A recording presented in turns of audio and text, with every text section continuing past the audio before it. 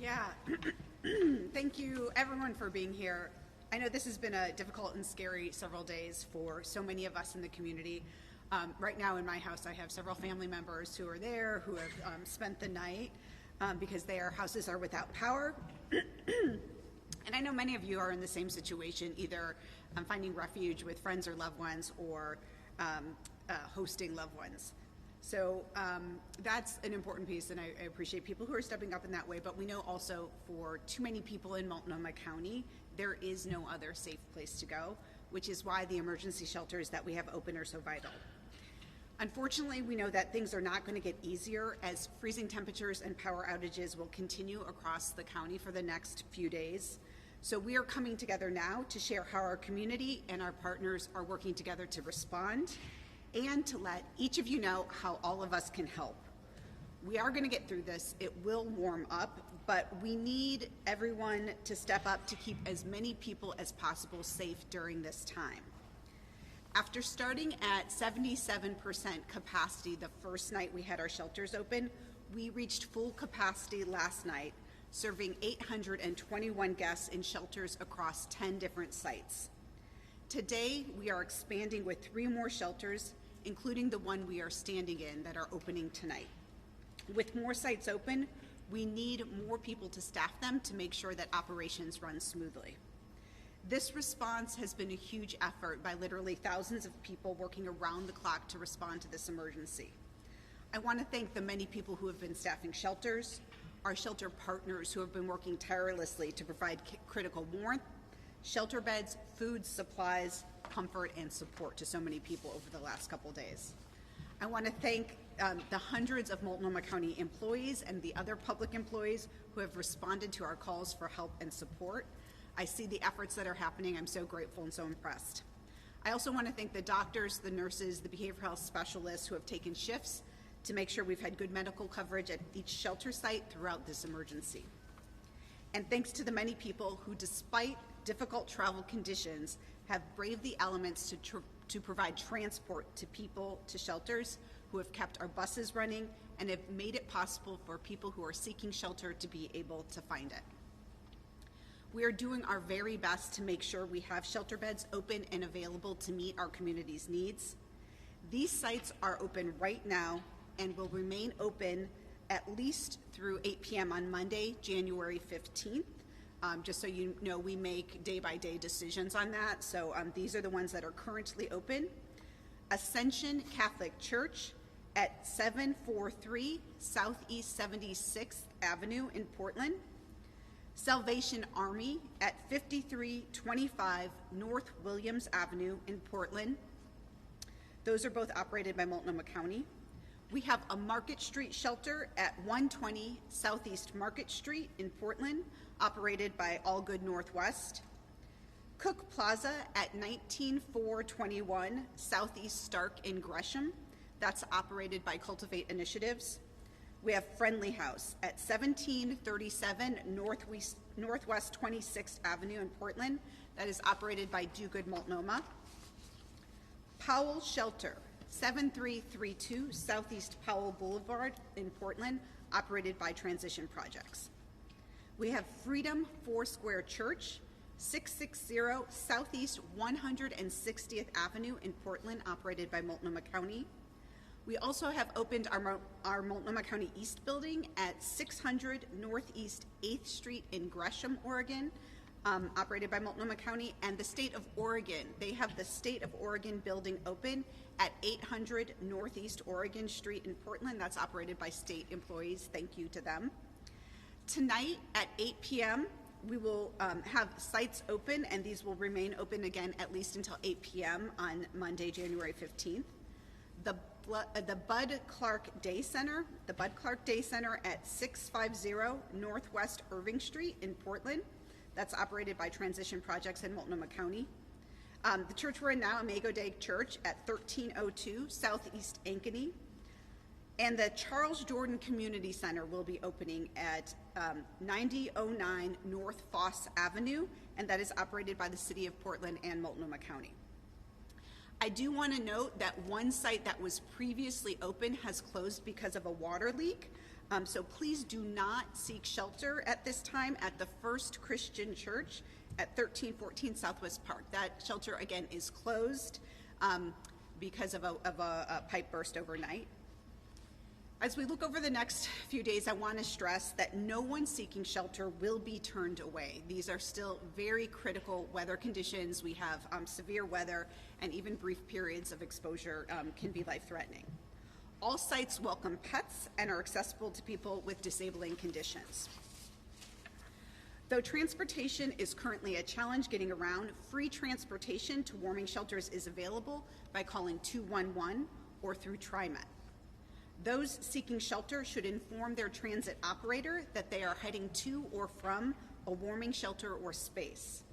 If there are delays on TriMet, 211 can help get people where they need to be. We know that wait times may be long. We urge those that are waiting for transport to wait indoors. Right now, Multnomah County is asking for the community's support. In order to make sure that everyone who needs life-saving help gets it, I am urging community volunteers to staff shelters as we continue expanding our response to this weekend's deadly winter storm. Anyone is encouraged to join us, especially people who have volunteered before and those with experience in human services and health-related settings. We need your help. If you're able, please consider taking a shift or encouraging others who are available to help keep this community safe. You will find everything you need to sign up at multco.us/cold. Multco, multco.us/cold. That includes location sites and training materials for those who want to volunteer.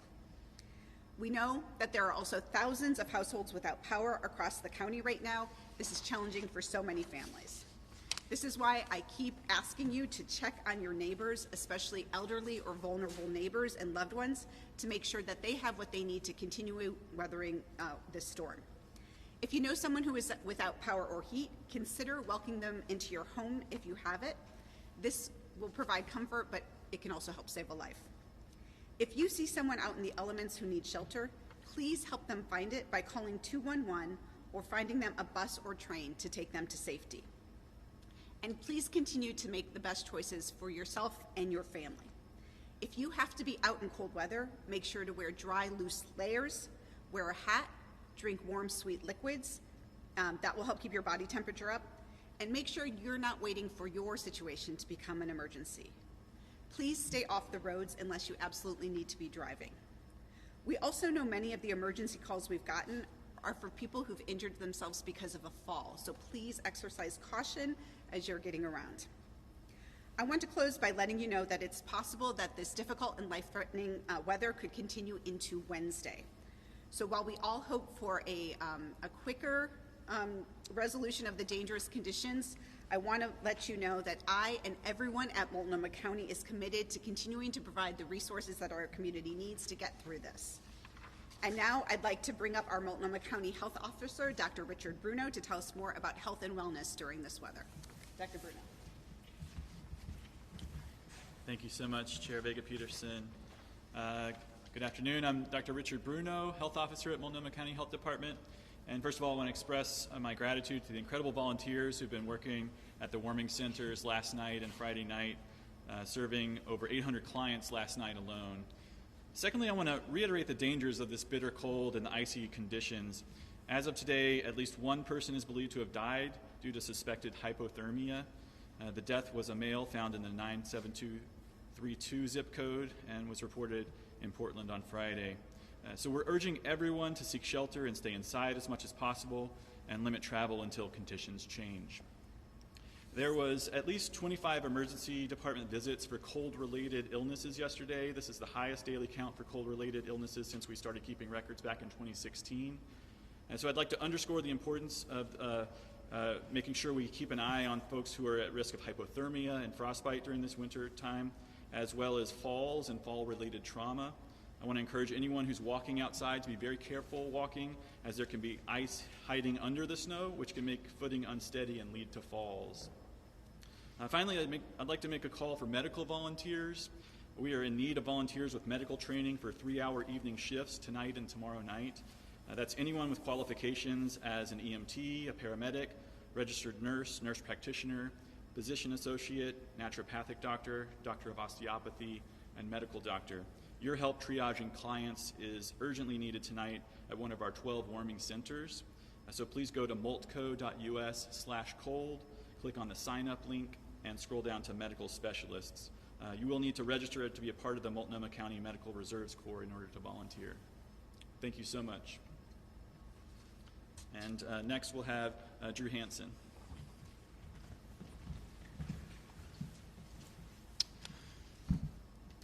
Hello, my name is Drew Hansen. I'm a Public Information Officer with Portland General Electric.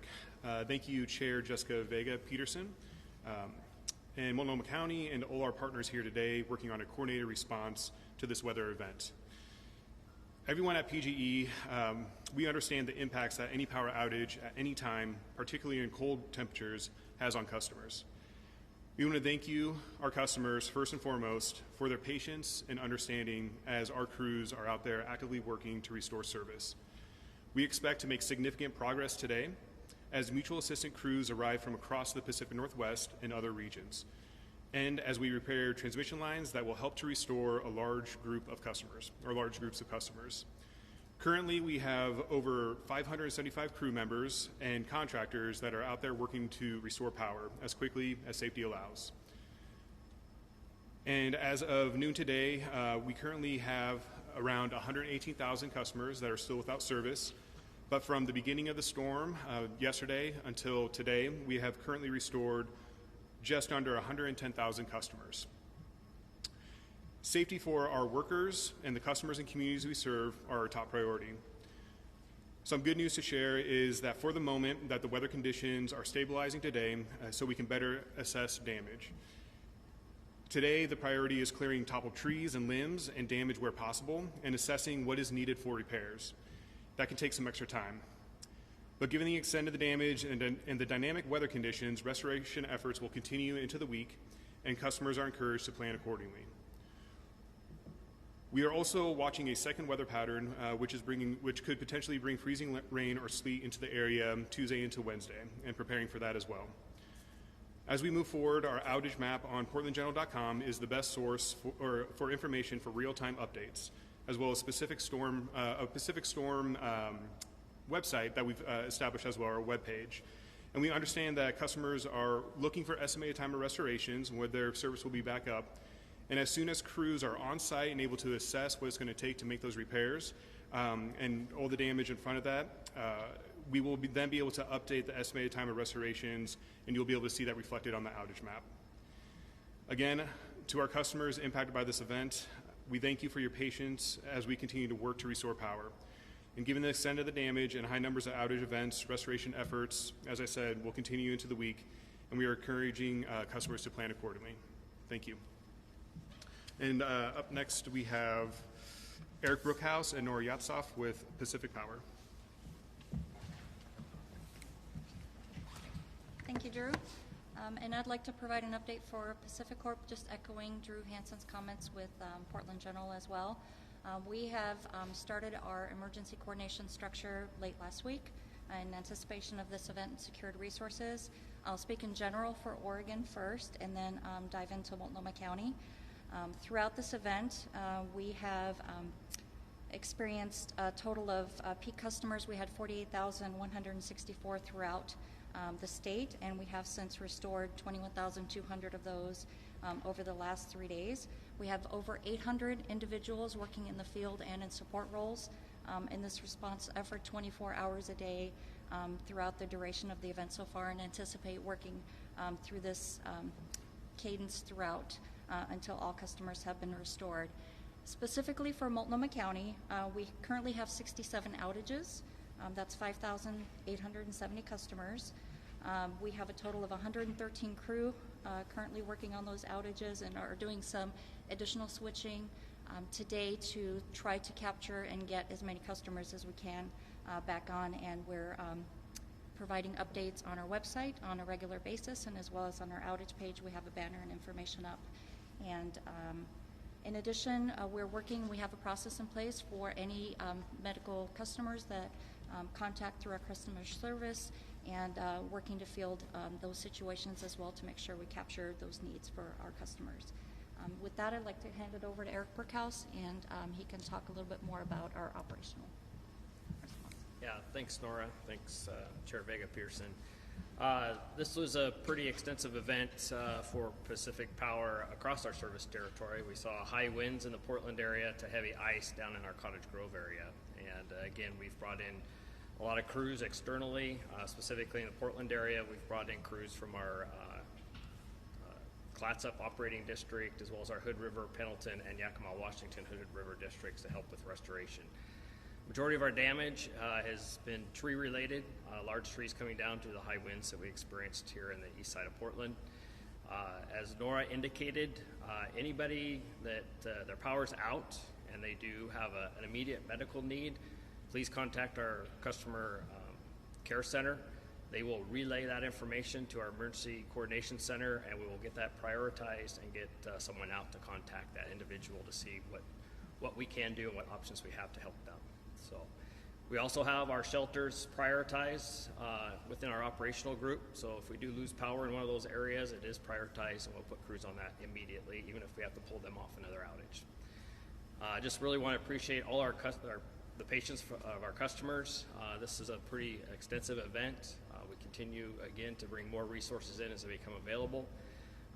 As yesterday in Portland specifically, we peaked about just over 14,000 customers, and again, as Nora indicated, we're down to just over 5,000 this morning. It's been moving around a bit as we do switching, as we try to get trees off lines and pick up load. In these extremely cold temperatures, it can be difficult at times to pick up load, so we're working, our system ops team and our field operations teams are working to make that happen as expediently as we can. Again, just want to appreciate the patience of our customers, the cooperation and collaboration with our partners. This is only a success if we all work together. So thank you.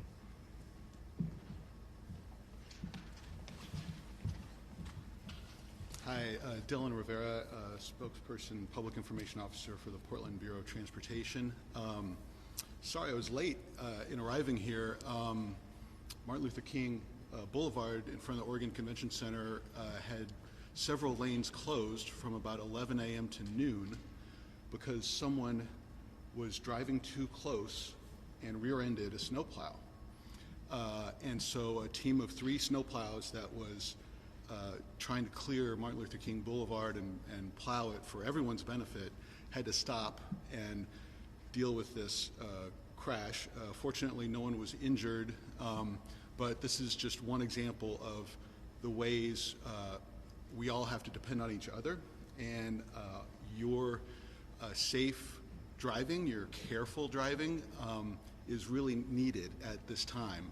If you're going to get on the roads, never pass a snowplow. Give everyone, not just snowplows, but all travelers, extra space. Give yourself extra stopping distance so you are able to stop if needed ahead of other travelers. So several lanes were closed. It's reopened now at noon, but that delayed other people who are traveling, including police and other first responders who were delayed by that momentary disruption. We have more than 30 road closures this morning in the city of Portland. We were able to reopen some closed roads overnight, working with our partners at the Parks and Recreation Urban Forestry Division that are the experts on tree removal and down trees. We reopened West Burnside and Northwest Germantown Road overnight. Today our crews are working to reopen as many roads as possible, and we're assisting the foresters as much as we can. Sometimes just if we can use some of our equipment to push aside a large tree or the debris, we will, to help reopen a road more quickly, more sooner. In the coming days, we're asking the public to consider, as you're getting back out and walking in your neighborhood, consider checking your storm drains. That'll help our recovery in the coming days as we do begin to thaw. Hopefully in the coming days, the ice and snow that's on our streets needs a place to drain, and so it needs a clear passage to those storm drains. There's more than 50,000 storm drains in the city of Portland. We know other jurisdictions have a similar issue. We need the public's help to keep those storm drains clear. We know from experience that that is an issue, and if we can clear those storm drains, that can help everyone recover and help the roads get clear more quickly. Please continue to avoid travel today, if at all possible. There are slick conditions everywhere. Our response and other emergency responses are delayed by downed trees, and that is still the leading cause of our road closures and other disruptions is the downed trees that emerged on Saturday. Forecasters are looking ahead to the coming days, and everyone should be mindful of the weather forecasts and that they continue to change and evolve day to day and even hour to hour. We understand from the National Weather Service there's a potential for freezing rain Tuesday night into Wednesday morning. That forecast is likely to change, and so the start and end time, duration, and amount of precipitation is likely to change. So everyone needs to continue to be vigilant and mindful and check those forecasts as you make your travel plans. And hopefully, if we continue to exercise caution and plan ahead, we can help everyone get home safe. Thanks for being here. Next, Chris Voss with Multnomah County. Thank you. Chris Voss, Director of Emergency Management for Multnomah County. We need the community to do three things. We need them to stay safe. We need them to share their heat if they have heat. And we also need volunteers. So, stay safe. If you are not safe where you are, call 211 or head to one of our locations. If you can't get to one of our locations, 211 can assist you in finding a ride to get there. We want you to think about sharing your heat with your neighbors. If your side of the block has power and the people on the other side of the block do not have power, it's time to start knocking on doors. We need the assistance of the community to make sure that everybody that is experiencing this extremely cold weather can find their way into a more comfortable situation. And then lastly, volunteering. You've heard about our website. We need people to go to our website, and we need people to sign up for shifts. In the next few hours, we're going to turn this gym from this shell into a shelter where we're going to house at least 90 people. The only way that happens is with the help of government and the community working together. So, when you do go to our website, you'll see a lot of training on there. There is one training that people are required to take. That is bloodborne pathogen, because we want to keep you safe. Everything else is optional. It will make you better prepared if you can take it, but we don't want that to be the barrier to prevent you from signing up and from us being able to keep these locations open. Thank you all.